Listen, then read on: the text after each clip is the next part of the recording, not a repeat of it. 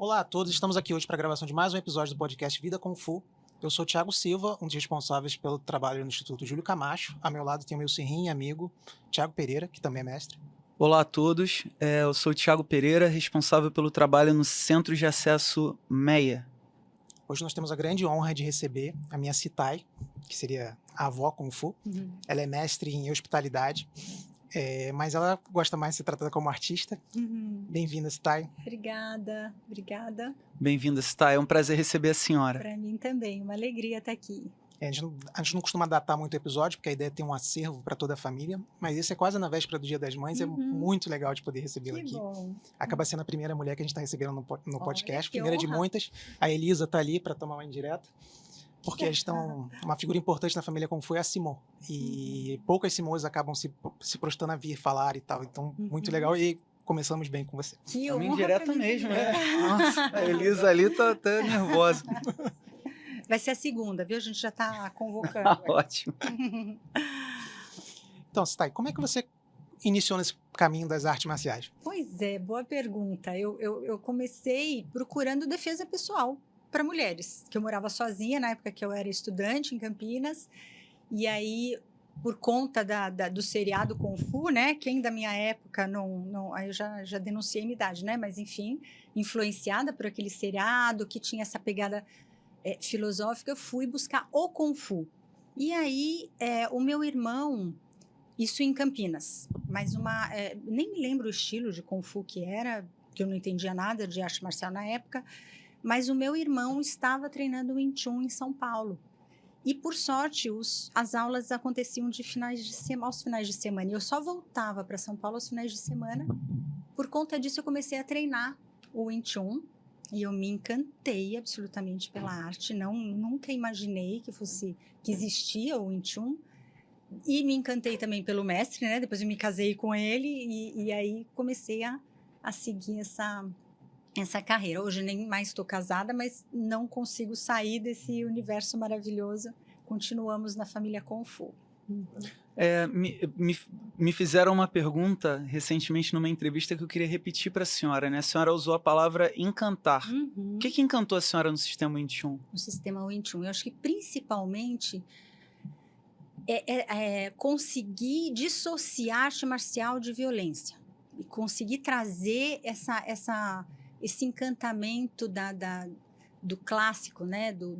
da cultura chinesa, numa abordagem clássica, e principalmente a conduta dos praticantes. Isso me encantou realmente, né? Eu era a única mulher na época que estava treinando, não tinha nenhuma mulher, eu fui muito bem acolhida, aquela medida certa, sabe? De não super proteger e também não tratar como se eu fosse um guerreiro, né? Completamente, não. Eu achei que esse foi um equilíbrio que eu acho que é a marca que acompanha até hoje dentro das nossas escolas, né? Esse cuidado, esse carinho em equilibrar, como passar a arte marcial sem deixar passar do ponto, sem levar para nenhum extremo, né? Esse equilíbrio foi muito interessante. Eu acredito que a gente está falando mais ou menos ali do final dos anos 80. Exatamente, eu E entrei aí em 89. Eu queria perguntar para a senhora se a senhora lembra da sua percepção de como que naquela época era a aceitação de uma mulher praticando arte marcial, seja pelo grupo, seja pelos seus pais, seus amigos. Olha, eu particularmente eu não percebi nenhum tipo de preconceito. Eu acho que isso também é uma marca na minha vida, assim, as pessoas falam, né, dessa história de ter... Eu não senti, em muitos momentos da minha vida, eu nunca me senti desprivilegiada ou excluída pelo meu gênero, né? Tive enfim, essa sorte, ou estive sempre nos lugares certos. E o Wing Chun, em nenhum momento eu senti isso também, né? Eu acho que existia um respeito muito grande por conta dessa individualização, não era um trabalho em massa. Talvez se eu tivesse entrado para alguma outra arte marcial que massificada, né? Ordem única, todo mundo faz igual, sem respeitar o ritmo, talvez eu tivesse sentido, porque é difícil você equiparar o seu ritmo com um homem, né, mais forte, ou um atleta, enfim. Então, como no Wing Chun existia essa individualização, foi muito fácil, né? Se praticar sem precisar sentir isso, né? E, enfim, eu sempre tive muita sorte em ter um treinamento que não levava em conta, não era importante se meu gênero era feminino ou masculino, né? Me interessava como ser humano, né? Que tinha os dois lados a desenvolver, o masculino e o feminino. É interessante a gente falar de hospitalidade, né? Eu adoro café sem açúcar. Chega aqui e te dá um café sem açúcar.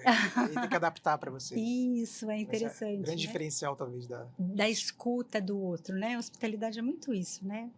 Mas o Sob Seabra, ele tem uma frase que eu gosto muito, que ele chegou no Inchum para descobrir o que ele estava buscando. Olha. Aí você falou, você chegou buscando defesa pessoal. E no fim era outra descobrir um outro universo. Mas tem essa coisa do intuitivo, né?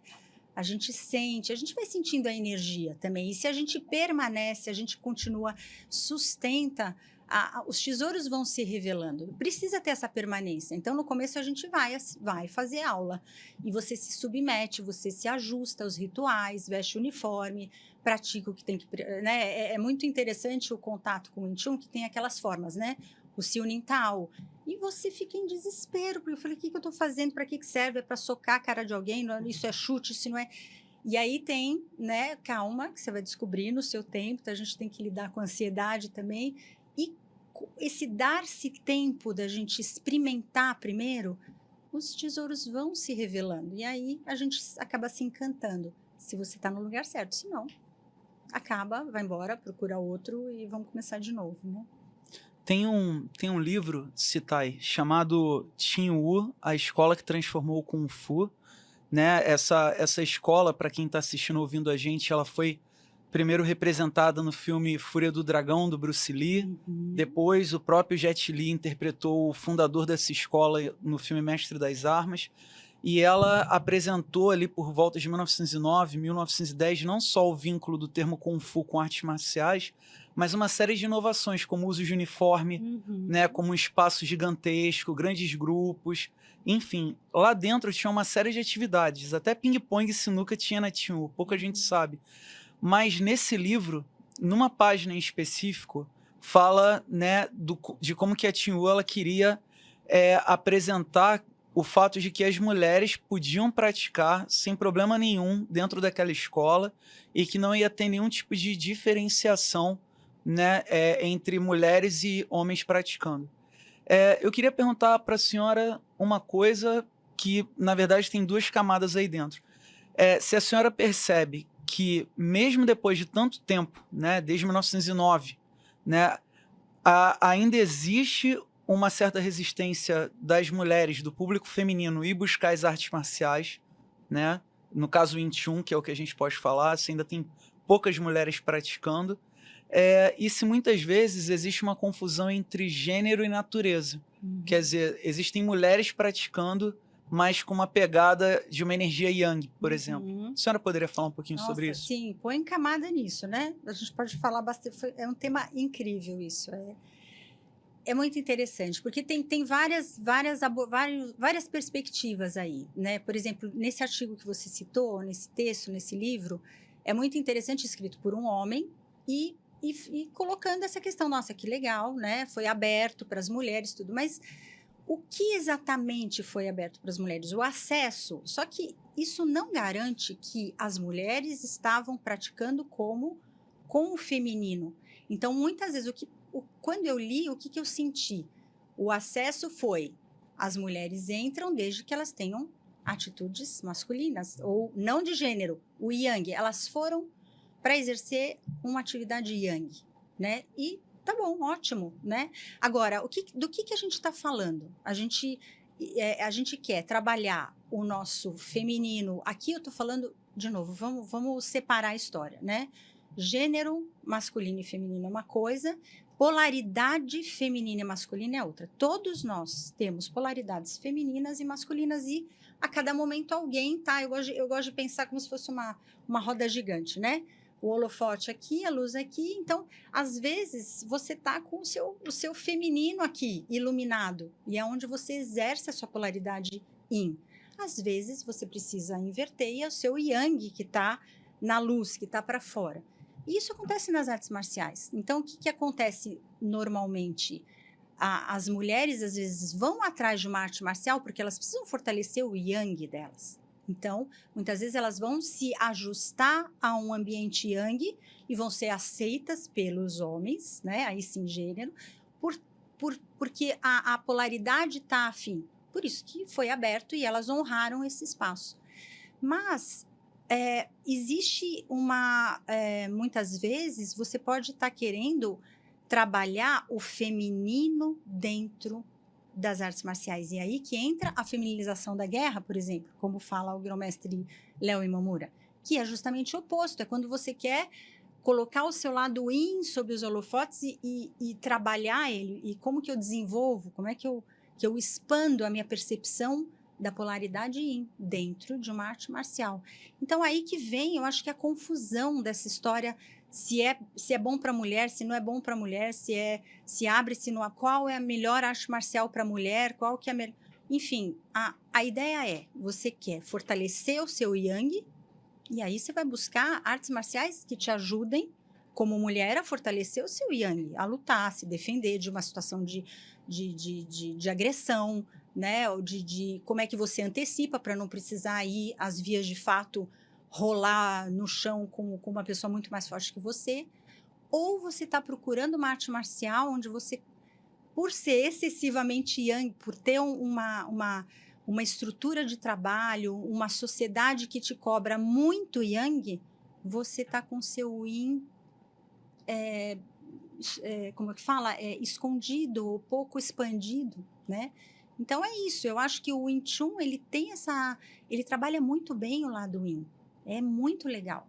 E talvez seja por isso que a gente não tenha tantas mulheres no Wing Chun, porque o Wing Chun, ele não vai dar essa abordagem yang, né, de defesa pessoal, de competição, enfim, por isso talvez a gente tenha mais mulheres que busquem o jiu-jitsu, o boxe, o karatê, porque depende do que as pessoas, os seres humanos estão buscando, né? Então, eu acho que vale a pena a gente olhar para a arte marcial, isso, e mesmo o Wing Chun, ele tem sim a abordagem yang, mas ele tem uma abordagem yin, uma feminilidade, né? Muito interessante, que é difícil ver isso nas artes marciais. E eu acho que se a gente conseguir, então, separar as coisas, a gente vai poder usufruir muito mais das artes marciais, né? Sim, só um comentário. Também tem o nosso entendimento do que é yin e yang, né? Isso. Porque é uma discussão que muitas vezes ocorre assim, aí tem, do que se sabe, se tem o yin. Aí o yin é o polo feminino, é o negativo, né? E as pessoas se confundem. Muito legal você tá abordando isso. É isso, bom... Isso aqui é uma sugestão de entendimento. Eu não sou uma especialista nesse assunto, em filosofia chinesa ou taoísta, não. Mas como que eu entendi em todos esses anos, né, convivendo com o Wing Chun, como que eu entendo o Yin e o Yang? São polaridades. É difícil você, sem julgamento, o quente e o frio. O quente é bom ou é ruim? Depende. Depende, né? Se você está num lugar, né, muito quente, vai ficar ruim e você vai ficar precisando do frio. Vem um friozinho e você fala, nossa, que maravilha, é isso que eu estava precisando. Assim como o frio. O frio é bom ou é ruim? O claro, o iluminado, é bom ou ruim? O escuro, sem muita luz, é bom ou ruim? Dentro, o profundo, é bom ou ruim? O exposto, o aberto, é bom. Então, assim, a gente não pode julgar, porque são qualidades e que a gente vai buscar o equilíbrio. Então, se naquele momento, naquela situação, todos nós, independente de sermos homens ou mulheres em gênero, a gente tem uma facilidade, um dos lados vem mais rápido ou vem mais fácil, né? Eu me considero, por exemplo, o meu yin, ele predomina, é terrível, eu tenho que brigar com ele, eu tenho que, sabe, sair atrás de atividades yang, porque, por exemplo, fui fazer arquearia montada, tiro, adoro atirar, fui vôlei a vida toda jogando vôlei, me matando atrás de uma bola, correndo, machucando, artes marciais, busquei até outras modalidades para explorar o meu yang, porque No Wing Chun, eu sempre explorei muito o Yin, né? Então, em que momento que eu preciso fortalecer o meu Yang, eu vou lá e vou buscar atividades que fortaleçam isso. Se eu precisar fortalecer o meu Yin, eu vou lá e faço o mergulho. Então, se a gente entender, por exemplo, que o Yin, ele tem mais facilidade em mergulhos, ele transita mais no vertical. Então, ele vai mais profundo e ele olha mais o que passou, as histórias, ele tem essa percepção maior do invisível. O Yang, ele vai mais para a luz, ele olha mais reto, ele olha mais de cima. Então, o que é melhor? Depende da situação que você está. Que você está querendo aprofundar, você está querendo perceber, você está precisando desenvolver o seu intuitivo, aquele momento que você fecha o olho e são os outros sentidos que vêm, ou você precisa entrar numa mira absurda e ir em frente, seja o que for, e aí você precisa do seu Yang. Então, não tem bom ou mal, é um instrumento como qualquer outro. Uma faca, ela corta o pão que você se alimenta e ela mata alguém. Então, a questão não está no instrumento, o que você faz com aquela qualidade, né? É esse que é o que a gente precisa entender, tirar do objeto, né? Tirar da polaridade e entender qual que é o teu propósito. É isso. Né? Ótimo. O termo Sanfato, que são aqueles 2 ideogramas que a gente tem na logo, remete a Taikun, grão-mestre Moyá, patriarca agora, que ele falava que era como ele aprendeu Kung Fu e como ele queria passar, que ele traduzia como vida Kung Fu. Você é uma das poucas pessoas que pôde receber assim, os Taikun em casa. Você tem alguma história dessa época? Como é que foi receber fora do Kung Fu? Quantas horas a gente tem aqui para falar? Essas histórias são incríveis. Vou tentar resumir. Foi muito incrível, porque a experiência com o meu Sifu, né? No meu Sifu, numa primeira fase, eu fui aluna. Né? Embora eu era namorada, né, na época eu era a namorada do mestre Leo Imamura, mas eu também era aluna. Nesse momento ele me tratou como aluna e aí foi fogo, assim, não me dava nenhuma chance, eu tinha 0 privilégio por ser namorada do mestre, pelo contrário, né, ele falava que eu tinha que me associar às viúvas do Wing Chun, assim, era nesse nível, ele judiou de mim bastante. Depois, quando depois eu me casei, né, eu me tornei a aluna dele, aí ele mesmo falou, olha, agora você me trata como seu Sifu, né, e aí a relação, como a gente começou também a trazer ele para cá, para os eventos, a gente fazia questão de ter essa proximidade, de cuidar melhor dele através de hospedá-los em casa, e aí entra essa dimensão da hospitalidade, aonde os vínculos, para que serve a hospitalidade, né? Para que serve esses rituais que envolvem, né? Você acolher alguém para você fortalecer os vínculos. Então, nesse momento era muito rico, porque era de ser humano para ser humano, né? E aí eu tive também o privilégio de ter a minha Simou maravilhosa, também qual eu aprendi muito sobre o que é ser uma Simou, né? Com ela, apesar de não ter convivido o cotidiano com ela, mas os momentos em que ela vinha, a hospitalidade, ela dava essa dimensão atemporal. Então, parecia que a gente sempre era atemporal mesmo. Você ficava, às vezes, uma semana, mas parecia que você conhecia a pessoa a vida toda, né? Por essa intimidade, né? De compartilhar a mesa de um café da manhã, de sentar no final da tarde num banco, ficar apreciando um pôr do sol, ficar falando com o meu Sifu, por exemplo, ficava falando de artesanato, de arte. Então, vem a dimensão do humano nessa hora. Então, é maravilhoso. E era isso que ele cobrava, de alguma forma, nos eventos, né? Então, como é que você antecipa, como é que você cuida do outro? Então, toda essa ideia do invisível, do zelo, acontecia justamente por ele trazer essa dimensão. Cuida, escuta, né? Muita gente entende mal esse servir da vida Kung Fu, né? Que a gente vê o aluno, às vezes, servindo chá para o Sifu e carrega a mala para o Sifu para lá e faz das tripas coração para cuidar e muita gente olha com maus olhos, né? O que é isso? É servidão? É escravidão? É seita? Né? Primeira coisa que passa. E não, é porque a gente lida mal, é difícil equilibrar. Mas a ideia, o que é que está por trás? Escuta, ouve, cuida, né? Acolhe, porque esses são elementos que vão te deixar muito ricos, muito refinados. Então, é um elemento a mais que você tem numa situação de guerra. Uma pessoa que escuta, que olha mais, que antecipa, vai se dar melhor até numa situação de guerra. Mas isso é treinado nos tempos de paz, né? Na paz que você tem chance de cuidar dessas habilidades mais refinadas, porque na guerra aí é modo sobrevivência e aí o que você aprendeu, você aprendeu. Aí é só colocar em prática.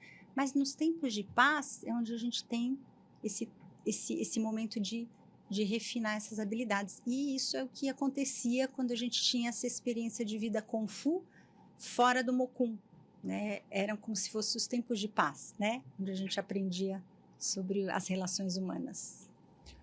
Citai, falando um pouquinho ainda sobre essa ideia da conduta feminina, a gente vai ter agora em breve uma série sobre a vida do Ayrton Senna, né? E, assim, ele ficou muito conhecido por conta da rivalidade dele com o Prost, que era chamado de o professor, né? Porque ele jogava conforme a regra. E aí teve um episódio em específico que o Prost, ele não podia deixar o Senna ganhar para ganhar o campeonato. Aí ele tira o Senna da corrida. O Senna tenta voltar, mas ele volta por fora e ele fala assim, olha, na regra não pode. Aí ele ganha o campeonato. No ano seguinte, Senna força e joga ele para fora também para revidar. E aí o chefe da McLaren na época fala assim, pelo que eu conheço do Ayrton, ele não deve ter ficado feliz de ter ganhado o campeonato desse jeito. Foi algo nesse sentido. Hoje o Prost está aí, tetracampeão, e o Senna acabou batendo com o carro tricampeão mundial. Tem uma fala que o grão-mestre Imamura atribui ao clássico do Imperador Amarelo, se eu não me engano, que ele diz que uma conduta masculina, uma sucessão de vitórias baseadas na conduta masculina vai terminar em fracasso. E uma sucessão de derrotas baseadas na conduta feminina vai terminar em vitória. Queria saber se a senhora poderia falar um pouquinho sobre esse aspecto de que muitas vezes a pessoa não está vendo o resultado, ela se esforça, ela coloca mais energia, se torna excessiva naquilo, inclusive, e vai exatamente o oposto do que ela queria. Enquanto alguém que tem uma paciência, muitas vezes acaba chegando lá. A senhora pode falar um pouquinho sobre o uso dessa conduta nesses diferentes aspectos de realização e resultado? Certo. Bom, o que eu vou responder com o olhar do Yin, né? Que é o que eu tenho de mais elaborado, né? O que eu observo é o seguinte, muitas vezes a conduta Yang, ela força muito, ela manipula muito, e às vezes ela até conquista.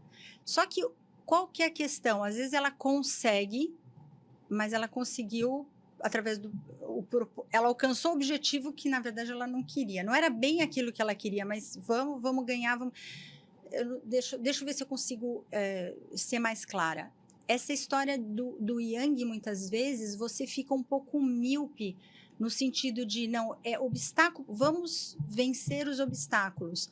E muitas vezes o olhar mais amplo, mais descolado daquele obstáculo, faz com que você encontre o seu propósito, ou encontre um objetivo, aquele que realmente você queria alcançar. Então, às vezes, a gente fica brigando com o obstáculo e a gente se especializa em furar uma pedra ou tirar o obstáculo da frente, que seria uma conduta Yang, mas a conduta Yin te permitiria, deixa o obstáculo para lá, vamos ver o que está lá atrás, vamos passar de lado, vamos passar por baixo, e aí, então, você é capaz de enxergar aquilo que você não estava vendo, que muitas vezes é aquilo que realmente você estava buscando, né? Então, o que eu imagino nessa situação é que muitas vezes a vitória é remover um obstáculo que está míope, que está na sua cara e que vai te exigir muita força bruta para tirar.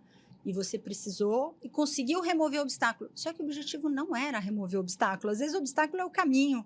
E aí você precisa dessa recuada. Por isso que eu falo, o yin, muitas vezes, é quem faz você recuar, é quem faz você mergulhar, você desviar como a água, porque daí você pode enxergar e falar, tá vendo? O obstáculo não era obstáculo o caminho. O meu caminho está além do obstáculo. Então, às vezes, o que pode parecer uma série de derrotas, a pedra está lá. Você foi incompetente, não tirou a pedra do seu caminho.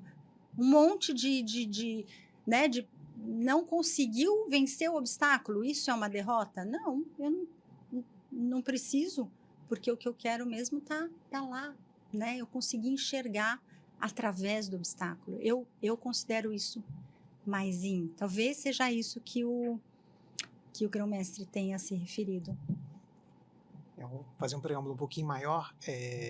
Na nossa família, a gente teve uma Simô, meu Sifu se separou e agora a gente tem outra. Uhum. E uma coisa que me marcava muito na primeira Simô é que ela falava assim, para, Júlio, deixa o menino. Ele ficava pegando o nosso pé e ela, não, para, Júlio, deixa o menino. E a gente teve uma fase do Sifu Sen, e aí, de repente, esse Yang tá muito aflorado, o Sifu descascando a gente, não tem ninguém pra dizer. Cadê, né? Para, deixa o menino em paz. E dentro da nossa família, a gente tem um instrumento que é a imersão na vida Kung Fu. Porque diferente até mais parecido com o que o Sikun teve com o Léo, ele ia pra Nova York pra visitar e morou até com o Taekwondo um tempo, né? Então a gente vai pra lá e fica 1 ou 2 semanas com o Sifu. E é muito legal que tem a Simô, se deixar o Sifu, a gente fica o dia inteiro no Mokun treinando. Aí ela fala, não, leva os meninos na praia. Vai ter um show em tal lugar, vai lá. E você fez essa pergunta no meio da outra resposta, né? O que é ser Simô? Pois é, olha que legal isso também, de novo, né? A mesma... Tudo, eu acho que tudo envolve você ter um propósito, né? Assim, a Simô nasce através do casamento com o Sifu, né? Tecnicamente, uma família Kung Fu, ela vive muito bem, obrigada, sem uma Simô, né? Diferente de uma família consanguínea, que tudo bem, o pai foi lá, né, fecundou, pronto, a partir daí deixa que a mulher cuida o resto da vida, tecnicamente. Na família consanguínea, a mãe é muito mais importante, pelo menos nos primeiros anos de vida. Na família Kung Fu, tecnicamente não, só um Sifu dá conta. Mas tanto na família consanguínea quanto na família Kung Fu, né, você precisa do equilíbrio. Lembra, a gente começou falando sobre isso. Mas o que acontece? Normalmente, como a família nasce do Sifu,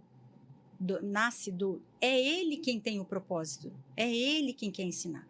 E às vezes a coitada da esposa casou, caiu, comprou o kit sem saber que vinha o kit Wing Chun no meio e tem que virar Simô por livre espancada à vontade, né? E não é isso, né? Às vezes ela pode ser uma Simô por ser esposa e pronto, ela não é obrigada a cuidar da família porque talvez ela não se identifique como fazendo parte da educação daqueles alunos. Às vezes ela não está preparada, né? Ela fala, gente, eu nem sei o que fazer, não entendo nada de o que eu vim fazer nessa família, né? Às vezes ela entende que o lugar dela não é técnico de ensinar arte marcial, mas ela justamente vai fazer, você tá pegando pesado. É como a minha Simô, por exemplo, né? Minha Simô nunca fez um Paksal na vida, eu nunca vi ela treinando. Embora ela até corrigia o Paksal lá dos alunos, é muito fofa ela. Mas, principalmente, eu ficava ouvindo ela, assim, dando altas broncas em chinês, né? A gente não entendia nunca, não entendia nada, mas a gente sabia direitinho que era, não, cuida, para de destratar. Olha aí, cuida melhor. Aí era muito fofo ver o grão-mestre, tá bom. Aí mudava, sabe? Aquela cara meio emburrada, não. Mas trazer esse equilíbrio que não tem a ver com técnicas de artes marciais, tem a ver com a preocupação em fazer com que aquilo seja equilibrado, né? Então, e aí a Simô, o certo ela decide quando ela quer entrar na família, se ela quer entrar na família e aonde ela quer atuar, porque tem a ver com a competência emocional dela, tem a ver com o propósito dela. Claro que às vezes o casal tem interesse em fazer com que as coisas, né, caminhem juntas, mas é muita crueldade você exigir de uma esposa que simplesmente se transforma em Simô só porque casou, né, com um mestre. Então, eu acho que tem essa questão. A gente tem que entender que é uma opção da Simô, se ela quer acolher essa educação dos filhos Kung Fu, ou não. Se ela vai... olha, já ajuda muito ela não atrapalhar, né? Porque a gente sabe que pode até acontecer de tirar, de falar, não, poxa, isso aqui você tá... De ciúme, ou de, poxa, você só cuida de lá e não cuida daqui, e aí acaba desequilibrando. Então, às vezes, o papel da Simone, ele pode ser invisível aos olhos do aluno, mas ele pode estar muito presente entre a relação dos dois, de apoio, né? De paciência, de troca, desde que exista também a contrapartida, né? Dos dois lados. Então, esse Sifu também saber o momento de, bom, chega, que eu acho que é aí que às vezes é o problema. É difícil esse Sifu saber, chega, agora nós vamos cuidar da família consanguínea, agora eu vou cuidar da nossa relação. Esse é o desequilíbrio muitas vezes, né? Eu respondi? Nossa, eu vou dar mais fora. Então. Citai, tem um livro que ele serviu de referência durante muitos anos, né? Sobre... para muitas pessoas, né? Que é o Roots of Wing Chun. Ele foi escrito pelo... que é intitulado Grande Grão-Mestre Leon Tsin, né? E nesse livro, pela primeira vez eu vi que ele tenta, de alguma maneira, usar termos diferentes para pessoas que são casadas com Sifu, mas desempenham papéis diferentes. Então, assim, muitas vezes a pessoa é casada com Sifu, aí ele elenca lá que é a Simo, por exemplo, porque ela tem uma grande participação. A pessoa, ela vive com Sifu, mas não é casada, assim, foi uma coisa que me chamou a atenção na época. Sim. Mas, em contrapartida, eu também vi uma live da senhora alguns anos atrás, na qual a senhora falava que a pessoa ela é Simo, mas não necessariamente tem aquele modelo de participação. A senhora pode falar um pouquinho disso? Sim, sim, é bem interessante isso também. Existe mesmo a gente dentro do nosso clã, a gente tem essa diferenciação, inclusive incluindo a questão da co-líder, né? Que seria uma Simone que realmente quer participar lado a lado, né? Lado a lado no sentido complementarmente, né? Uma participação ativa com o legado. Então, a coliderança, ela tem um compromisso também com o legado. Os dois têm um compromisso com o mesmo legado. A Simone, muitas vezes, ela não precisa assumir esse papel, ela não precisa ajudar a preservar o legado. Ela pode muito bem, como eu falei, às vezes só apoiar. E tem aquela Simone que ela vai simplesmente só nas cerimônias. Ela vai se apresentar, ela vai participar, mas sem nenhum vínculo. Ela vai estar... figurante, e não tem nenhum problema nisso, né? Porque são realmente opções. Ela tá lá como acompanhante e só dela tá lá já é bacana, né? Porque ela provavelmente vai se adequar aos rituais, enfim. E aí tem um nível de Simone que realmente acolhe a família Kung Fu como para sempre, como se fosse mãe. No meu caso, por exemplo, né? Tanto que o que aconteceu foi tão forte essa relação de vida Kung Fu que eu me separei do grão-mestre Léo Imamura, mas como se fui Simone, continuamos, como pai e mãe. É que nem um casal que se separa e continuam pais dos filhos. Então, eu não em nenhum momento eu achei que eu precisasse abandonar minha família Kung Fu por conta disso. Então, hoje é até interessante, porque a gente a gente atua como Sifu e Simone, mas a nossa vida particular, privada, estado civil, cada um cuida. A Vanise cuida de um, o Léo Imamura cuida de outro, mas a co-líder, né? A Simone Vanise Almeida, o Sifu, o Léo Imamura, o grão-mestre, aí os dois têm um legado a proteger, tem um propósito único que foi nosso, né?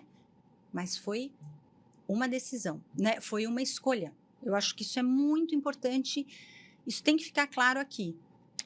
É preciso dar escolha para que essa esposa ela fale, eu quero seguir, não quero seguir, eu quero seguir nesse nível.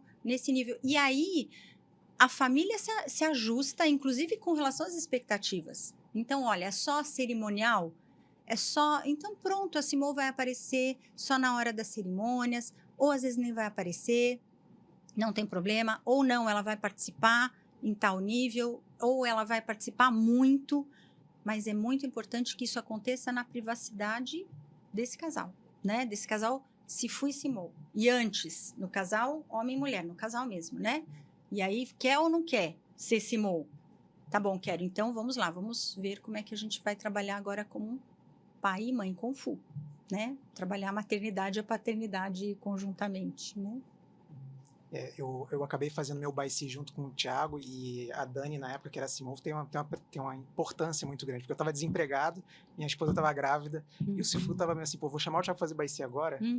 Já tinha meio que, eu tinha o desejo, e falei assim, vou chamar ou não? E ela falou assim, olha só, a decisão é dele, o seu é só de fazer o convite.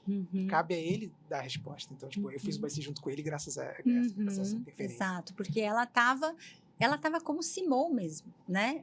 Ela, naquele momento, ela sentiu que ela estava cuidando da família, ela sabia, ela entendia o suficiente também, né? E isso eu acho que também exige muito isso eu devo muito, né, ao grão-mestre Léo Imamura, porque ele sempre teve muita paciência em me explicar como funciona, né? Eu acho que isso é um ponto fundamental também, né? Não se trata só da Simone querer ou não, ela escolher, tem muito a ver com o quanto o Sifu e o líder, ele apoia isso, ele legitima, ele respeita, ele é quem apresenta, né? Então, não tem aquela história por exemplo, é muito difícil falar, não, vocês têm que me respeitar. Eu chego no Mocon, olha, eu sou a Simone, todo mundo a partir de agora me respeita. Não, é o Sifu, é o líder da família que vai ensinar os alunos a respeitarem a Simone, né? É como aquela história do pai, né? O pai e o professor, né? Na China, pelo menos na antiga, era assim. O professor ensina o aluno a respeitar o pai. E o pai ensina o filho a respeitar o professor. A gente precisa desse acordo, porque você não pode largar a Simone aos leões, né? E vai lá e ganha aí o seu respeito. Não, né? Já que é um casal, já que é uma união, né? De forças e de polaridades, tem que ter esse apoio, né? Aqui é um puxão de orelha para os Sifus, né? Para os mestres, para os líderes da família, oficialmente. Queria fazer uma pergunta para a senhora também, Stai, relacionada a, digamos assim, o cuidado que é empreendido muitas vezes para fazer um evento, para fazer um aniversário, e muitas vezes a Simone ou o Sifu são pessoas discretas, não ligam muito para grandes coisas, mas assim, por uma série de razões, um evento ele vai precisar ser maior, menor, médio, né? E a senhora recentemente falou uma coisa muito importante, né? Do que eu entendi, que não é o luxo pelo luxo, é o momento em que uma determinada apresentação se torna uma manifestação do Kung Fu da pessoa. A senhora podia falar um pouquinho sobre isso? Sim. Para nós, né, na nossa família Kung Fu, os eventos, as celebrações, elas estão muito presentes na formação, né, dos alunos. E isso é incrível. É a isso que eu devo também todas as minhas especializações em hotelaria e mestrado em hospitalidade, porque desde sempre eu enxerguei a importância das celebrações, né, nisso. Por quê? Porque a gente não está lá para defender o Kung Fu que a gente quer. A gente está lá para defender um legado. Então, eu estou para defender o Wing Chun que está vindo. E é pegar o bastão e tentar passar ele o mais integralmente possível para o outro. Então, muitas vezes, como eu vejo, né, os rituais e as celebrações, são mensagens que a gente precisa passar para os alunos. Então, às vezes, a Vanise e o Léo, a gente gosta de uma coisa muito mais, estou dando exemplo, mais intimista, vamos comer camarãozinho na praia. Só que, para você defender um legado desse porte, você trazer mestres, você honrar uma ancestralidade, não dá para você tomando chopp na praia, muitas vezes, ou tomando um cafezinho na calçada. Tem que ter uma forma como é que a gente comunica, né? Precisa ser necessariamente com luxo? Não, porque às vezes o luxo ele vai comunicar arrogância, ele vai comunicar inadequação, né? Como que a gente comunica? Então, na história do nosso clã, de 25 anos que eu participo, a gente teve todos os formatos que vocês imaginam de celebrações, desde camping, acampamento, até eventos com 500 pessoas, trajes de gala, porque cada um tinha uma mensagem, que momento a família estava vivendo e o que precisava ser reforçado naquele momento, que mensagem precisava ser passada. Cada mensagem, precisa ser fortalecida por ritos diferentes, né? Por símbolos diferentes. Então, eu acho que essa questão das celebrações e dos ritos mereceria um papo à parte, porque isso é infinito, que a gente pode conversar sobre isso, mas basicamente é isso, Tiago.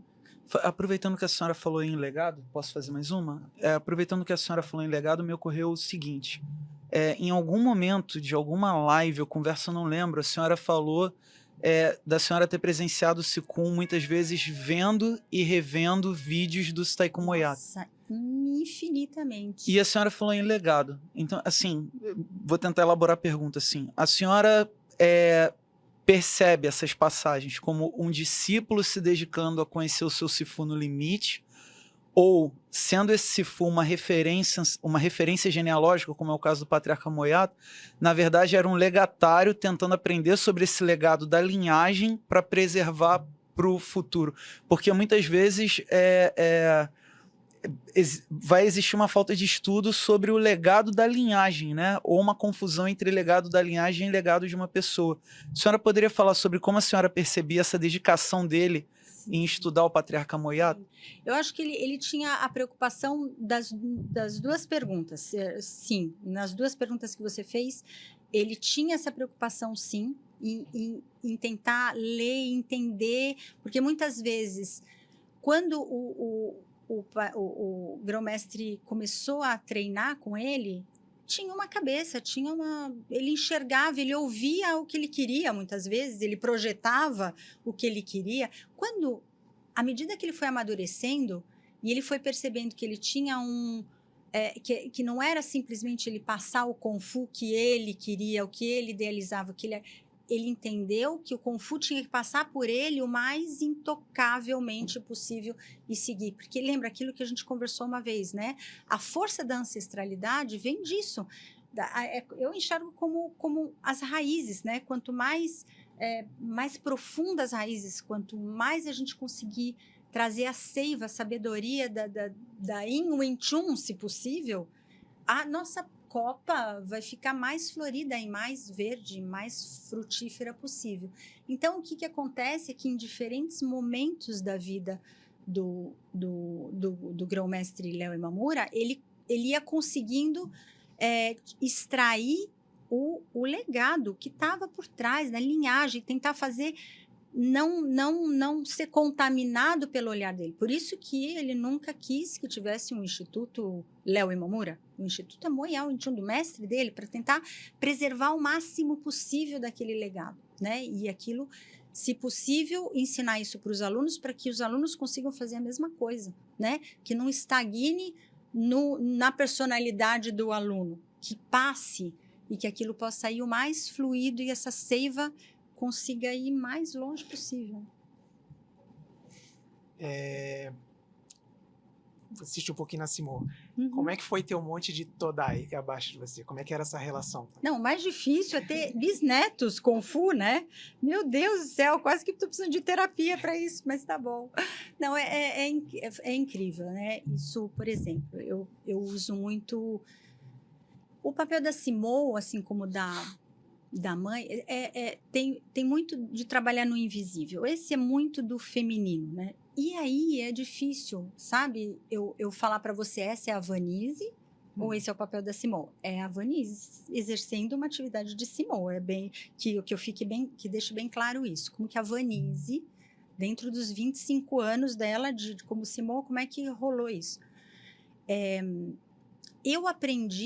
Eu tive muita sorte de ter uma Simô que morava nos Estados Unidos, que falava um inglês muito difícil de entender, mas a gente se comunicava por olhares, assim, né? Por estar perto, até estava contando no almoço, né? O cuidado que ela tinha comigo, assim, que coisa linda, que me emocionava a humildade dela, assim, a percepção dela, assim, eu aprendi muito, muito, muito com ela.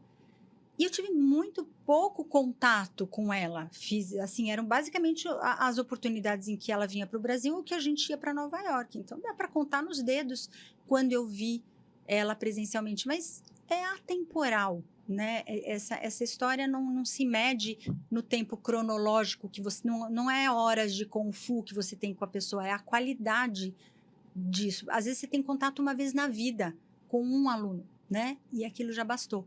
Então, é isso que não tem a ver com a quantidade. E tem a ver, assim, com... Eu estou à disposição, né? Eu vou ficar doida se eu quiser cuidar de todos esses discípulos ou de todos os alunos. Eu não vou conseguir, né? Mas eu estou aberta para que quem quiser sabe onde eu estou, sabe onde eu moro e pode ligar a qualquer momento e pode vir conversar comigo. E esse o meu papel, é estar aberta. Né? Então, porque não dá para eu falar, não, eu vou cuidar uma baita de uma escola, uma creche, bota todo mundo junto aqui, eu vou ficar acompanhando a vida de cada um. Não é isso, nem é essa função, porque às vezes o aluno não precisa. Ué, o que eu vou ficar me metendo na vida do aluno se ele não precisa, né, conversar com a Simone, ou com a Citai, ou com a Citaipo? E às vezes, como você falou, né,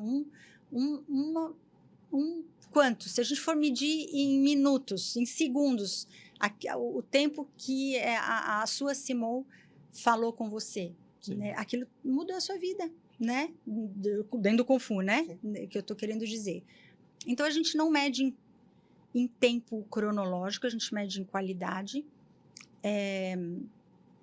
E eu acho que basicamente é isso, é estar aberta a que o aluno venha até nós e aí pronto, né? Deixa eu ir um pouquinho mais no Todai. Os gregos separam, né? Tempo cronológico de kairológico, né?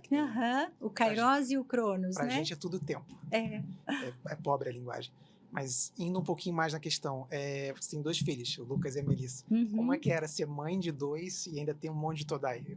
Como ficava a dinâmica da família? Olha, foi muito interessante porque o grão-mestre Léo Imamura, ele respeitou muito os meus momentos, os momentos da família consanguínea, né? Ele respeitou muito, ele apoiou muito.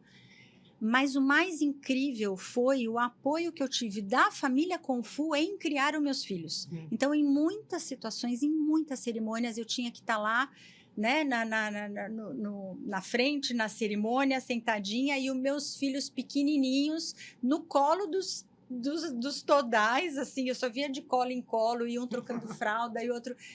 E hoje, se você perguntar para a Melissa e para o Lucas, eles têm lembranças queridíssimas, eles amam os sirrins deles, eles amam esses momentos porque eles sempre foram muito bem acolhidos. Então é até o contrário, a minha família consanguínea se beneficiou de ter nascido dentro de uma família Kung Fu. Então é muito bacana porque eles aprenderam, a gente teve a oportunidade de os nossos filhos, de não ter essa coisa que eu vejo que é prejudicial hoje para as crianças hoje, da infantolatria, né? Eu tenho uma crítica com relação a isso, de deixar a criança, ainda que não tem referências, ela decidindo o que ela quer vestir, o que ela quer comer, o que ela assiste, ela manda no programa da família, ela senta no meio da mesa, onde for que ela... E eu tenho algumas críticas com relação a isso.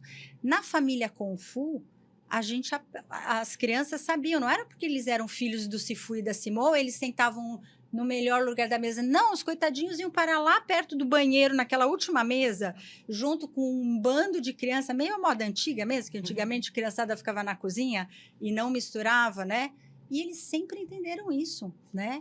Onde está o Sifu? Então, tinham momentos onde não entra criança mesmo. E eles ficavam lá, se divertiam, adoravam. Então, isso foi muito bacana, porque hoje eles têm essa visão, eles entram no lugar, eles sabem qual que é o lugar deles. Eles entendem essa dinâmica que é muito interessante dentro da família Kung Fu. Você saber o seu lugar, aqui aonde você senta, porquê que você merece estar sentado lá. Não é simplesmente você escolhe porque é o melhor lugar. Você tem que merecer aquele lugar que você senta lá. Não por merecimento, mas por entender toda a dinâmica da família Kung Fu, né? Você está mais velho, mais tempo, você é mais sábio, você merece estar lá, né? Pela sua sabedoria. pelas suas relações. E aquele que chegou por último, caçulão de tudo, né, o cidaizão, não tem que estar no centro estratégico, onde as coisas no invisível estão a 1000 por hora. O que o cidaizão vai fazer lá no meio da mesa? E os meus filhos aprenderam isso na família Kung Fu. Eles foram conquistando gradativamente o lugar dentro da família, né? Isso eu tenho que agradecer muito a família Kung Fu. Aproveitar, a Mel deu um show lá em Brasília, né? Ai, na que organização. bom saber! Ai, fico feliz de saber isso. Citai, queria fazer outra pergunta também de bastidores, se a senhora puder falar, porque assim, mesmo quando o Patriarca Moyá estava vivo, ele estava nos Estados Unidos a maior parte do tempo e o Sikun estava no Brasil. Então, assim, era muita distância. E aí, mais até do que o pessoal que estava nos Estados Unidos, ele tinha a possibilidade de fazer as coisas como ele bem entendesse. Ainda assim, ele sempre fez um esforço muito grande para poder se manter, digamos assim, sintonizado com esse processo da linhagem. A senhora, assim, eu não sei como é que daria para responder essa pergunta, mas a senhora poderia falar de uma visão dos bastidores, assim, um pouquinho do preço que o Sikun pagou para poder se manter firme ali dentro da linhagem? Porque muitas vezes para o Todai não chega o esforço que o Sifu está fazendo, ou a Simo, todo mundo junto, né? Ele filtra. Mas, assim, existe um preço a se pagar para você se manter leal à linhagem. A senhora consegue falar um pouquinho a respeito disso depois de tantos anos?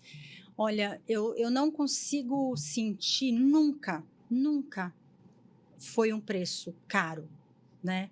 Eu nunca vi, durante 25 anos que eu fui casada com o grão-mestre Léo Amor, eu nunca vi ele acordar e falar, ai, não, hoje eu não vou. Ai, hoje eu não vou fazer o evento. Ai, eu vou dar uma desculpa e não vou. Não tenho dinheiro para ir para Nova York, eu vou falar para o meu Sifu que eu não vou. Nunca, não existia essa possibilidade. E porque não era um esforço, não era caro demais, era investimento, sabe? Era pelo contrário. Então, ele não sentia isso em modo nenhum como um esforço. O esforço maior era justamente aonde que eu acho que era muito difícil, era tentar passar para os alunos isso, né? Que era muito mais difícil passar essa imagem para os alunos ou fazer com que os alunos entendessem e olhassem por essa mesma perspectiva. Então, às vezes, para os alunos era caro demais, porque eles, às vezes, não conseguiam enxergar do lugar que o grão-mestre estava enxergando, né? Mas, do ponto de vista dele, nunca foi um esforço, nunca foi caro demais. E eu queria também comentar, uma vez eu estava no carro com o meu Sifu, e ele estava falando, eu estava saindo da adolescência, ele estava me orientando a respeito da minha relação com o meu pai. E ele estava falando que ele tinha sido treinado para estar ali comigo naquele momento. Meu pai só me teve, assim, então ele estava fazendo o melhor que podia. E ele estava diferenciando isso e falando da importância de não levar para o lado pessoal nunca uma coisa que um discípulo, um Todai fizer. E eu queria poder perguntar para a senhora, na condição de Simo da família Moya-san, depois Citai, Citaipo, como que vocês lidavam com isso, a senhora, de repente, em específico, de que muitas vezes, depois de todo um esforço que era feito, muitas vezes o que voltava era uma coisa não tão boa, e como que vocês conseguiam, durante todas essas décadas, dividir o pessoal, né, que muitas vezes vai se magoar, né, mas o pessoal da função genealógica que vocês estão exercendo ali? É bem complexo explicar, enfim, eu vou tentar de um modo geral, porque são muitas situações, né? Mas de um modo geral, para mim sempre foi até difícil, assim, eu demorei muito para entender isso. Mas o Wing Chun é como se ele fosse lá, ele está lá, ele está disponível. E a função, né, de quem está mais à frente, como grão-mestre, ou quem estiver vivo há mais tempo, é de preservar aquela fonte. E as pessoas vêm até a fonte por livre e espontânea vontade, e elas se afastam da fonte por livre e espontânea vontade. Então, uma coisa que sempre às vezes me chocava, e nesse ponto eu achava que o grão-mestre tinha uma conduta muito mais yin do que eu era mais autoritária, eu ficava brava, eu queria, como assim? Foi embora, volta aqui, olha o esforço que o seu Sifu está fazendo. Eu era muito mais yang nesse momento, e ele falou, não, deixa. O aluno tem liberdade de ir e vir, deixa. Né? A gente tem que fazer a nossa parte. A nossa parte é preservar, é deixar aberto, a porta sempre aberta, né? Então, tinha muitos alunos que iam, se afastavam, por qualquer que seja o motivo, tinham toda a liberdade para fazer isso, e não voltavam porque eles enxergavam uma porta fechada, mas eu posso garantir, nunca existiu essa porta fechada, para ninguém. O Sifu tem ainda o Sifu, o grão-mestre tem uma paciência infinita, ele pode esperar a vida toda. Se esse aluno quiser um dia voltar, sempre vai estar aberta essa porta.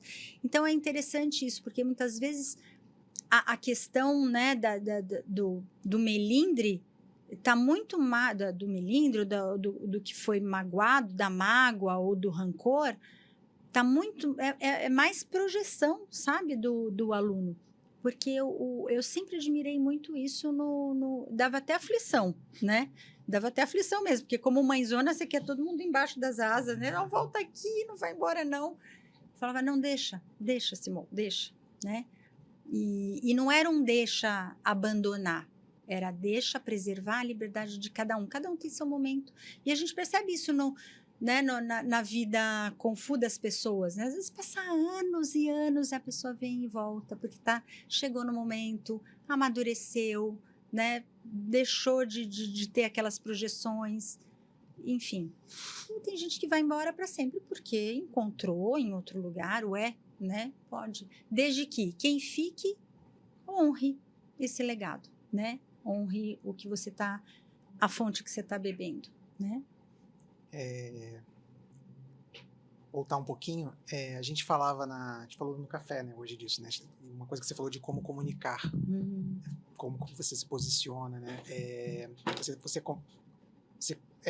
Não sei se seria especialista a palavra, mas em psicomotricidade, né? Que é uma palavra super difícil. Uma queixa comum sobre o podcast é que a gente fala muito difícil.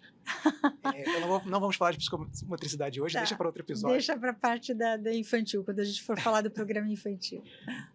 Mas como que a gente comunica melhor? Porque, por exemplo, para mim usar blazer é muito tranquilo. É minha vestimenta do dia a dia. Eu tava comentando que eu fui no shopping e eu tenho mania de botar blazer. Aí minha esposa, poxa, eu só queria botar uma sandália. E você tá de blazer, agora eu vou ter que botar um vestido. Pois é. E muda tudo. Como é essa comunicação no agir, no dia a dia? Dentro da família Kung Fu? Sim. Certo.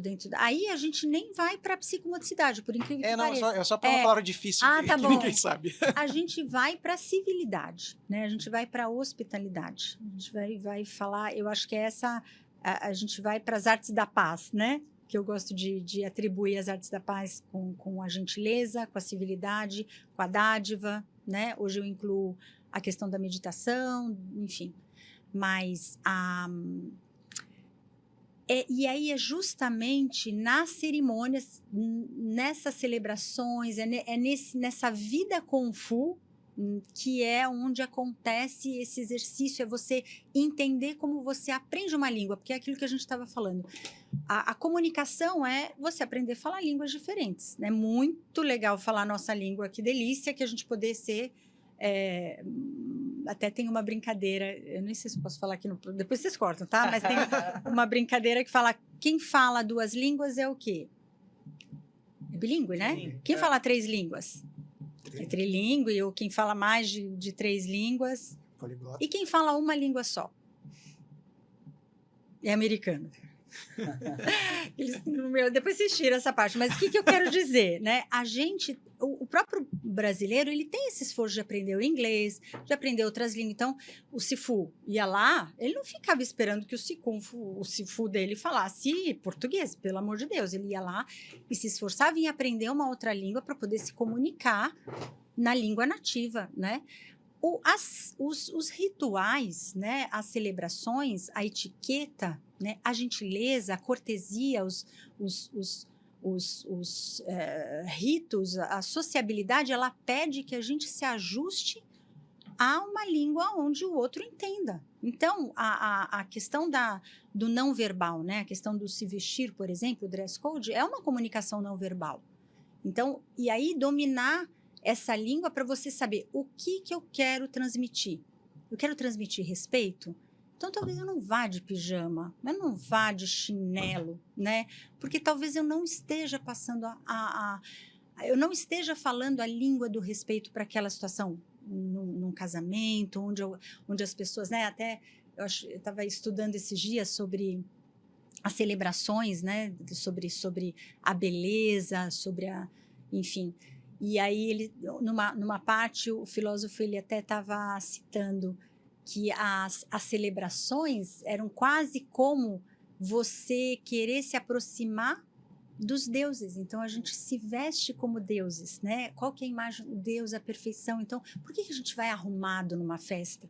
Por que tem aquela fartura, quando tem aquela suspensão do tempo? Uma festa tem essa suspensão do tempo, né? Aquela fartura, aquelas cores, sabores. É quase como estar no Olimpo, né? Aqui eu vou tirar a conotação religiosa, né? Do divino, né? Então, e as celebrações têm a ver com isso, que mensagem que você precisa passar. Então, às vezes, você vai visitar uma pessoa, ou fazer uma festa, ou homenagear uma pessoa que é simples. Você não vai de gravata, smoking. Você não, porque vai dar tudo errado. Você não vai oferecer uma mesa com 25 talheres para uma pessoa. Não, você vai conversar a língua dela, o que ela ama, o que ela gosta, onde ela vai se sentir querida, amada, né? Então, às vezes, é você descobrir aquilo que ela mais gosta de comer, que é muito esse exercício que vocês fazem na vida Kung Fu. O que é o Sifu, né? Quando a Sitaipo vem aqui, o que ela gosta de comer? O que ela é, Coca-Cola ou é chá, né? Camarão ou é bacalhau, né? Já estou dando a dica que eu não gosto de bacalhau. Então, enfim, saber o que falar na hora certa. Eu estava até conversando com a Liz lá no nosso café da manhã. Às vezes eu, por exemplo, eu me sinto muito mal falando inglês. O meu inglês não é tão bom quanto a minha língua nativa. Então, eu vou na casa das pessoas, eu não consigo ser educada, eu não consigo elogiar, eu não consigo ser gentil. O meu inglês sai que nem sabe, grosso, estúpido, porque falta o refinamento da minha comunicação. E muitas vezes o modo como você se veste, a sua atitude, a sua pontualidade, o seu comportamento estão comunicando antes de você abrir a boca. Então, quanto que você domina essa comunicação não verbal, né? E que pode ser através da etiqueta, que pode ser através da gentileza, que pode ser através da sua assertividade. São comunicações, né? Diferentes. Então, vai do quanto que você se abriu para aprender a falar uma outra língua que não é a sua, né? Eu falo do umbigocentrismo, né? A gente quer falar só a nossa língua e que se vire e que as pessoas entendam. Não, né? Não se trata só da sua língua nativa, do que você gosta e do seu umbigo. Se trata de você sair e ir lá na direção do outro e procurar uma língua que os dois se entendam, né? Citai, tem o programa de salvaguarda, né? E nesse programa de salvaguarda, um dos instrumentos são os atos cerimoniais, né? Então, assim, existe uma importância nos atos cerimoniais ao ponto deles serem um instrumento do programa. Eu queria saber se a senhora poderia falar um pouquinho do seu entendimento sobre esse instrumento, porque para muita gente que está ouvindo ou assistindo, ainda está no paradigma, ou vive o paradigma do exame de faixa, ou alguma coisa parecida, ou até vivencia a cerimônia sem, de fato, muitas vezes se aprofundar no porquê que ela existe. A senhora podia falar um pouquinho sobre esse tema? Sim, a gente tem várias cerimônias, eu acho que isso também mereceria um assunto, né? E é bem específico, porque para cada comunidade, para cada escola, para cada, enfim, pedem cerimônias típicas, né? Então, vão ter algumas situações que a passagem de nível, ela é importante para aquele grupo, para aquela arte marcial.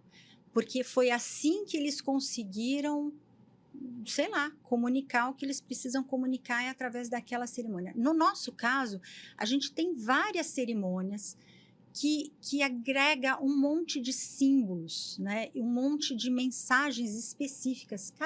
A mesma coisa, se a gente for comparar, né? Um casamento. Ele tem aqueles rituais que sempre se repete, sempre. Vai ter a noiva, vai ter o noivo, vai ter como é que fala? alguma religião envolvida ou não, né? Um juiz de paz, sempre vai ter aquela repetição para que configure aquela celebração, né? Ou aquele formato. Depois, festa de aniversário, né? É outra coisa. Tem que ter bolo, tem que ter a música, tem que ter a velhinha, tem que ter o presente. Nas nossas cerimônias é a mesma coisa. O que acontece é que, às vezes, a gente aprofunda tanto na riqueza dos símbolos, a gente refina tanto e a gente vai tão mais profundo que às vezes a gente esquece de garantir que todos que vão lá estão entendendo o que está acontecendo. E aí tem as más interpretações, porque não estou entendendo nada. O que é esse incenso? Isso aqui é uma seita? Por que o outro está fazendo reverência? Meu Deus do céu, né? O que é aqueles quadros de gente morta lá? Pelo amor de Deus. Se você não atribui o significado, se você não decodifica aquele símbolo, aquilo fica psicodélico, fica sem a menor função. Então, a questão do cerimonial começa em você garantir que aquilo esteja claro para todo mundo que participe, o mínimo de entendimento do que está acontecendo lá. Porque assim todos vão poder entrar na mesma energia. É tão gostoso quando você começa a olhar e você identifica por que tem aquela flor lá, por que tem fruta, o que significa o incenso, a fumaça, por que tem a reverência, por que está todo mundo de terno e gravata, é tão lindo quando você consegue, quando você entra numa cerimônia e você percebe os símbolos todos presentes e decodificados, aí você fala, agora eu estou entendendo o que eu estou fazendo aqui. Para nós às vezes é uma delícia, tem cerimônias de casamento lindíssimas, né? Todos os momentos, a gente se emociona. Se você olha, por que tá chorando? Não entendi nada. Entra uma mulher lá vestida de branco e tem gente chorando. Por quê? Quem olha de fora e quem não está envolvido com todas as emoções, com tudo que está sendo simbolizado, com as histórias por trás daquela cerimônia, não vai dar a mínima, não vai entender nada. Mas se você tem uma história que apoia, você tem símbolos que apoiam, você tem todo mundo no mesmo tempo, na mesma presença, né? Acho que isso é incrível. É você estar presente também. Isso é um dos grandes problemas. As cerimônias e as celebrações demandam muito esforço. Então, o que acontece? Muitos dos alunos estão lá sem estar lá, porque está tão preocupado que dá tudo certo, que, pelo amor de Deus, que não esfria a comida, que não apague a luz, que não queime. Está em todo lugar, menos lá.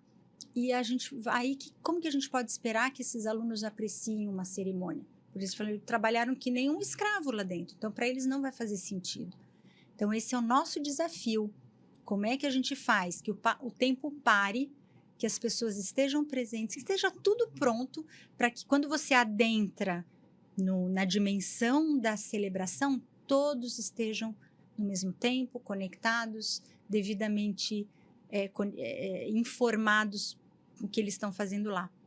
Então, tem mais a ver, é um trabalho nosso, de quem promove a cerimônia, de tentar criar essa dimensão de educar, de informar, né? Para que todo mundo usufrua das cerimônias, né? Sim. Citai, a gente está entrando aqui nos 20 minutos finais. Alguns temas, talvez quem está assistindo ou ouvindo sinta falta da gente entrar mais, por exemplo, no trabalho que a senhora realiza com crianças, a psicomotricidade que o Silva falou, mas a gente já combinou que vão ter outros episódios. Sim, a gente vai precisar de um episódio inteiro, mas se quiser eu posso falar alguma coisa sobre isso, ou dar um spoiler, sei lá, vocês que mandam. Nesse caso, então, eu queria fazer uma introdução no tema com relação às crianças, assim, porque a gente está falando dos anos 90 ali, né? O público das artes marciais chinesas era completamente diferente do que é hoje, eu imagino, né? Eu fiz parte ali durante um período, e a senhora apresenta um trabalho completamente diferenciado, onde a criança não era tratada como um pequeno adulto, um adulto em miniatura, né? E eu queria saber se a senhora poderia falar um pouquinho como surgiu isso, como foi a recepção, como a senhora percebeu a recepção naquele momento de uma proposta tão diferenciada a respeito do trabalho de artes marciais com crianças. Certo. eu acho que a gente vai ter tempo para falar como surgiu, o que que é, e aí a gente deixa um outro momento para poder entrar de como, né? Como se faz, né? Como é que se trata o programa infantil, mas como é que ele surgiu dentro da família Moyaçã? Na verdade, ele já existia. Quando eu comecei, lembra quando eu comecei falando isso, com a primeira pergunta, né? Eu comecei a treinar de final de semana, eu vinha de Campinas e começava a treinar. E de domingo tinha uma turma infantil. E aí eu chegava um pouquinho antes e eu adorava assistir aquela turma infantil. Gente, eu achava a coisa mais incrível, era com o meu Cirrim, Walter Imanizzi, era maravilhoso. Ele que cuidava da turma infantil. E eu já achava incrível, porque eu tinha acabado de me formar em fisioterapia, estava me especializando em psicomotricidade. Na verdade, não. Espera um pouquinho. Eu comecei a me especializar em psicomotricidade mais a fundo por causa da arte marcial. Mas eu já tinha uma afinidade com psicomotricidade, porque eu sempre, como fisioterapeuta, trabalhei com crianças. Aí foi aquelas identificações, né? E não tinha como não levar a visão do infantil lá para o trabalho dentro da família. E eu adorava assistir aquela turma, porque o que eu tinha de experiência de outras artes marciais com crianças era muito violento para as crianças naquela época. Então, assim, eu tratava, como fisioterapeuta, a gente recebia crianças com lesões, com fraturas, crianças que tinham que fazer quebramento, crianças fazendo quebramento ou fazendo inadequadamente. O que acontecia? As crianças se misturavam nas turmas de adulto, porque os instrutores não sabiam o que dá, enfiava a criança lá no meio e a coitada da criança era jogada para um lado para o outro, tentando, enfim, dava ruim. E o que eu mais gostei quando eu vi o trabalho infantil no Wing Chun é que era muito pautado na brincadeira, sem deixar de ser dado o Wing Chun. Mas a gente morria de rir, era muito legal. Não era recreação, mas tinha aquela leveza e as crianças super empolgadas e não era aquela ordem única, né? Você não metia todo mundo para fazer tudo igual ao mesmo tempo, não. Era aquela... Eu me encantei e eu falei, não, eu quero isso para mim, eu quero estudar isso. E aí começamos a estudar, começamos a desenvolver. Veio a psicomotricidade mais a fundo, que é... Agora eu vou ter que falar de psicomotricidade. Que é a psico, né? Que é você trabalhar a psique, o emocional e o motor, a motricidade. Então, é você conseguir trabalhar o ponto onde a motricidade, o motor, a atividade física se encontra com o emocional. Então, a psicomotricidade, ela cuida do ponto de vista emocional do movimento. Por exemplo, o equilíbrio. O equilíbrio é uma ação mecânica de equilíbrio, mas experimenta você atravessar 2 prédios em cima de o que seja, em cima de uma tábua gigantesca. Ainda assim, a gente vai tremer, vai travar. Aí a gente percebe como o emocional atua no motor, né? Com a criança, isso é a flor da pele. A criança é absurdamente psicomotora. Ela não separa, né? Tudo o emocional e o físico é a mesma coisa. Então, a gente baseou todo o programa respeitando esse desenvolvimento. Foi aí que eu fui estudar mais a fundo. Eu levei até esse tema da arte marcial como desenvolvimento psicomotor. Fui convidada para apresentar isso na França, o que me rendeu um título de especialista internacional, porque isso era inédito, né? Esse olhar das artes marciais dissociado da competição, da luta e da agressividade, da violência, né? Da agressividade para o lado da violência. E você pega eu chamo de néctar, né? Por isso que hoje o programa infantil a gente fala do essencial, da marcialidade essencial. É como se você pegasse o néctar da arte marcial, que é riquíssima para a criança, e você extraísse só aquilo que é bom para aquele momento do sistema nervoso dela, do todo o aparato circulatório, respiratório, esquelético, músculo esquelético dela, à medida que ela vai se desenvolvendo. Então, como é que a gente ajusta isso? Então, o programa hoje que a gente desenvolve é um programa que ele vai trazendo só o que tem de benefícios das artes marciais ajustado para o desenvolvimento psicomotor da criança. Basicamente, é esse trabalho. E para isso a gente tirou o componente de competição, porque isso atrapalha, porque a competição emocionalmente ela é muito pesada, ela envolve um treinamento muito pesado. Não é isso que a gente quer desenvolver na criança, só a competição. A competição ela pode vir como um tempero muito equilibrado para motivar a criança a alcançar ou a desenvolver ou a expandir em alguma habilidade, mas não, ela não pode ser o fim do exercício, né? Assim como a luta. A arte marcial não é só luta, e criança não tem que lutar. Tecnicamente, a gente protege a criança. Tecnicamente, ela não precisa cuidar da proteção dela. Então, tem outras coisas mais interessantes que a gente pode trabalhar com criança. Inclusive, a gente adaptou uma defesa pessoal ampliada, que tem muito mais a ver com percepção, com antecipação, com como evitar a situação, do que efetivamente pegar a arma... desarmar. Eu já vi aula com criança de como desarmar a faca do ladrão, sabe? Como que você luta com o ladrão. Pelo amor de Deus, vamos fugir desse ladrão, por favor. Aliás, vamos evitar lugares em que tem ladrão, né? Enfim. Então, é isso. O programa, então, desde lá, ele teve essa preocupação em cuidar de como que a gente ajusta a arte marcial, e qualquer uma, né? Qualquer uma, porque o que a gente percebe? O Wing Chun, na época, é muito sofisticado para criança. Ele é super.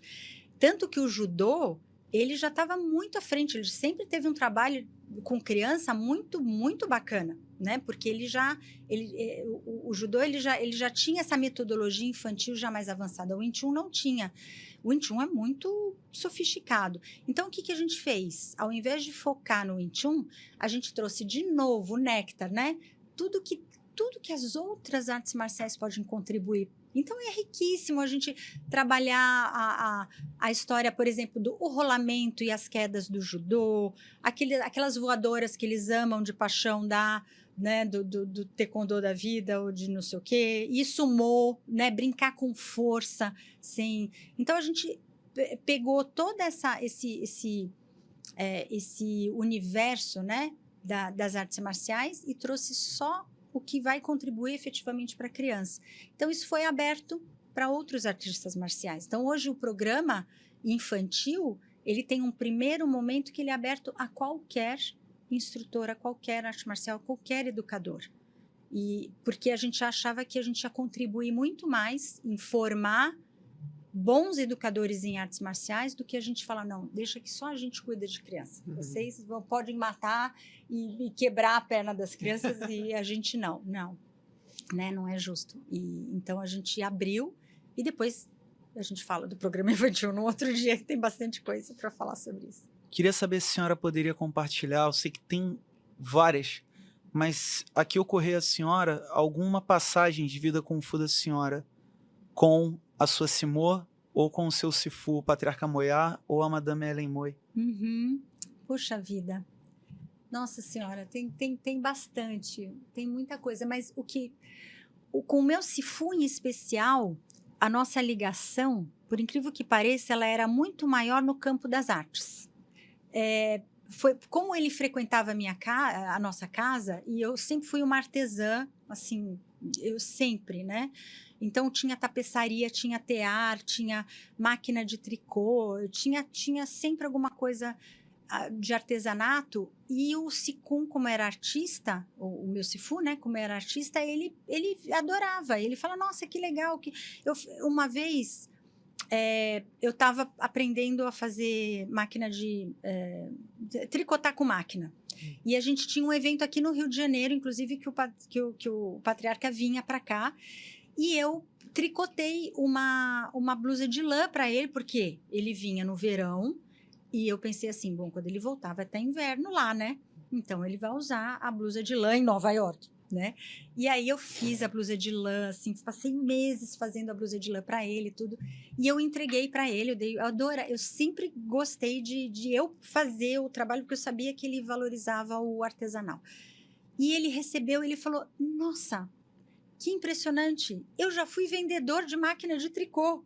Ele vendia máquina de tricô, eu não não sabia, não fazia a menor ideia. E ele passou um tempão falando que ele era vendedor, que ele precisou aprender, que não sei o quê.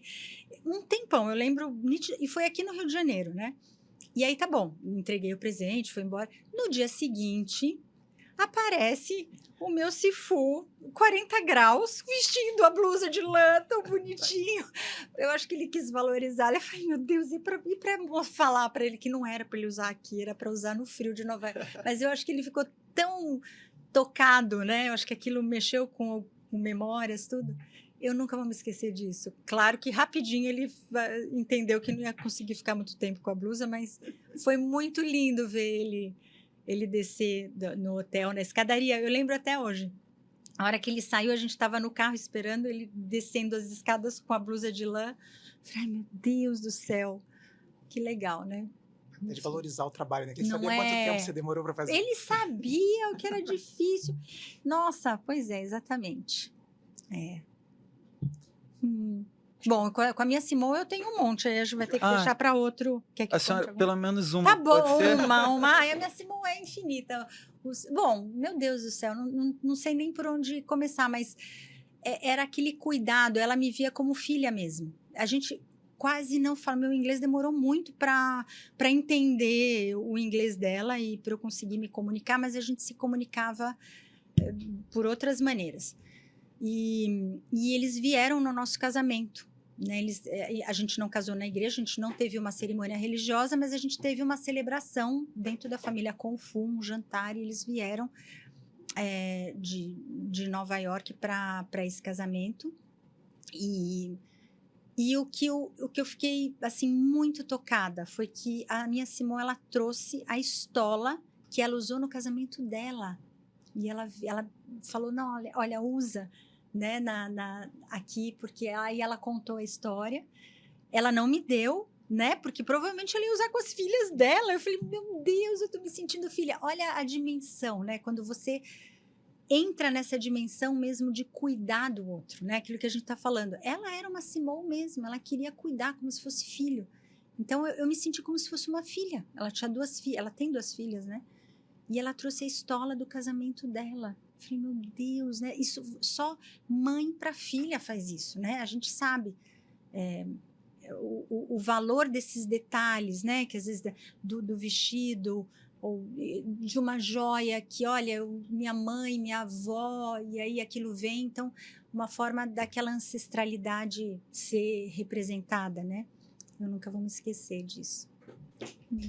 Obrigado, Stai. Queria agradecer a presença da senhora. Foi um prazer recebê-la. O prazer foi todo meu. Quando a gente estava conversando mais cedo sobre o podcast, né, eu estava explicando que foi uma ideia minha e do Thiago e do Carlos Antunes, que não está podendo participar do projeto. Lá em 2008, ia ser uma brincadeira entre irmãos Confu, depois a coisa foi se transformando. E para mim, eu acho que a palavra é essa, é sempre ainda um pouco assustador, né? Quando vem o Sicum, vem meu Sifu, vem a senhora, né? Porque, assim, é um grande orgulho, né? Então, eu queria agradecer a senhora ter se disponibilizado a estar aqui conosco, respondendo as perguntas ao vivo, né? Com todo carinho. Espero que a gente possa ter outras oportunidades também. Eu que agradeço. Muito obrigada pelo convite. Para mim também é uma alegria poder partilhar dessas histórias, a oportunidade que vocês estão abrindo aqui de trazer isso e a gente partilhar com todas essas pessoas. Eu agradeço a oportunidade de poder estar contando isso para vocês. Agradecer também, Citar, é um grande orgulho recebê-la.